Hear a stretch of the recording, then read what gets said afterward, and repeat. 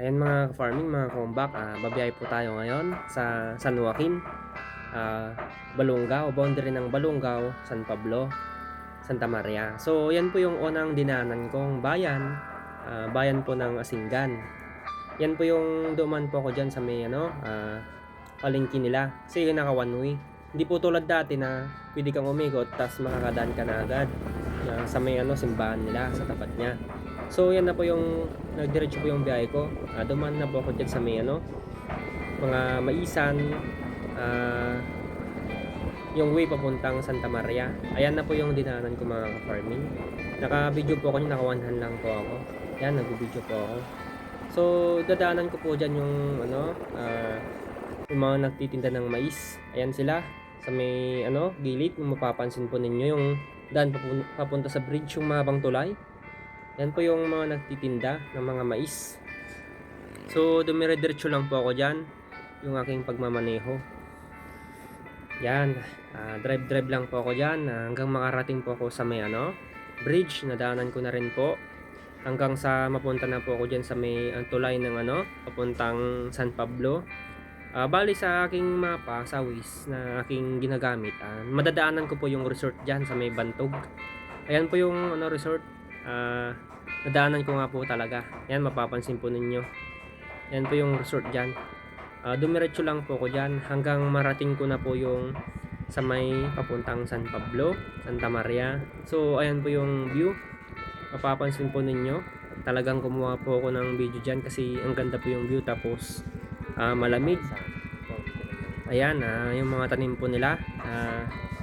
Ang dami po nilang tanim dyan.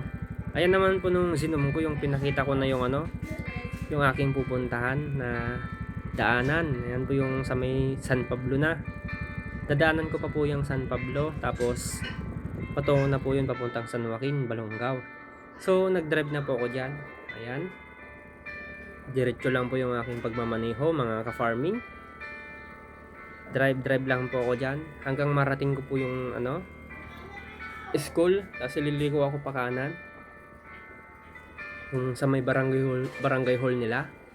So ayan mga farming, nung nakarating na po ako at nadaanan ko na yung school ng San Pablo, nakapagtanong po ako dyan ng ng babae kung saan ko makikita yung daan papuntang San Joaquin, ang hinahanap kong tao.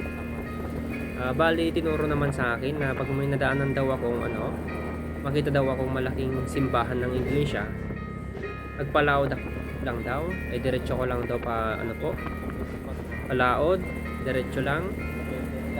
So ayan, nagmamaneho lang po ako dyan. Diretso lang po yung aking pagmamaneho hanggang sa nakita ko nga yung simbahan ng iglesia. Ayan po yung simbahan ng iglesia, yung sabi sa akin ng babae.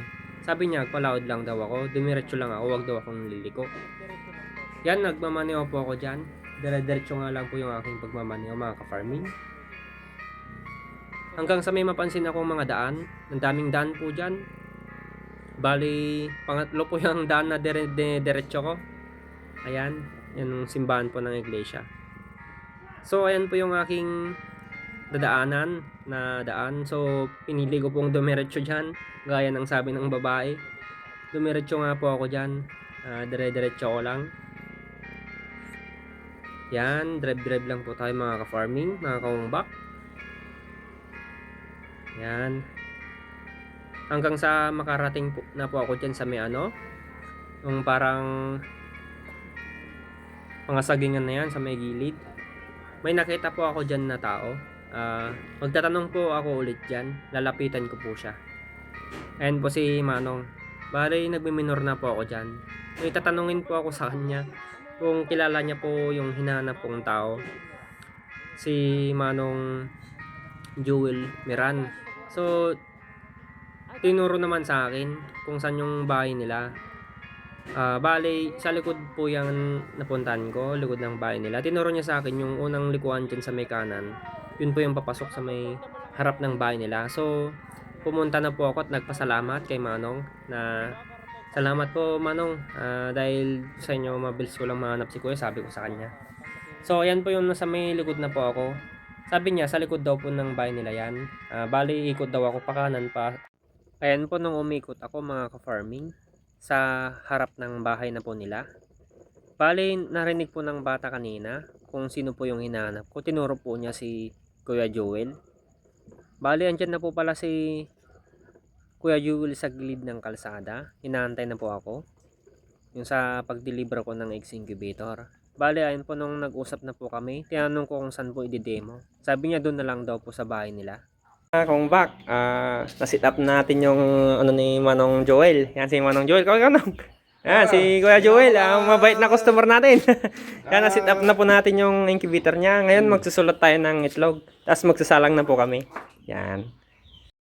Bale, yan naman po yung mga manok at petlogan ng manok ni Kuya Joel. Yan po. Yan po yung petlogan.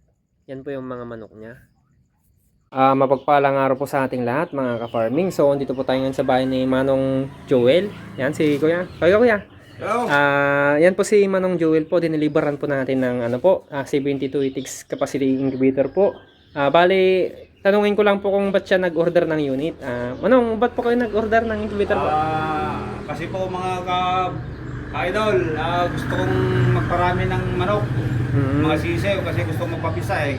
Bali, ano po mga boss, mga ka-farming, si Manong Joel ito po yung nangingitlog na kasi sila. Tapos ano pang kuya, ba't kayo nag-order pa ng unit? Eh, kasi may nabili ako yung sa online.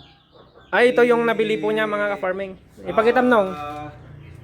Yung capacity nito, 48 na itlog. Sa kasawang palad, ang napisa lang niya ay 2. Ngayon, nakita ko si sa Facebook niya.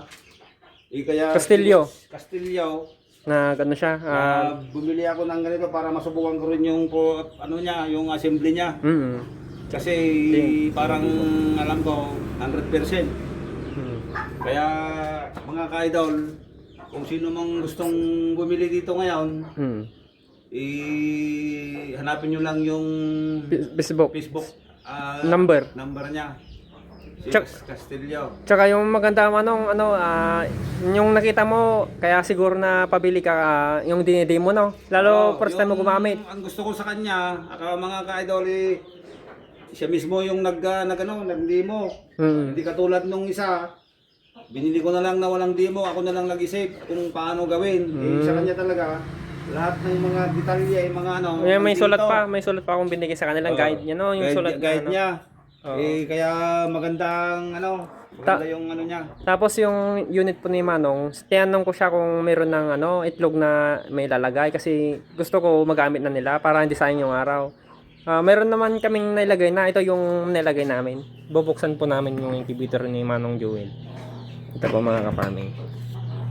Yan Manong Joel, nasalang ko na po yung itlog ng alaga nyo. Bale, meron na kayong antay na magpisa. Ayun, salamat po sa Manong Joel sa tiwala sa pag-inquire, pag-abil ng aking unit. Happy farming po sa inyo, Manong. Thank you so much po. Welcome.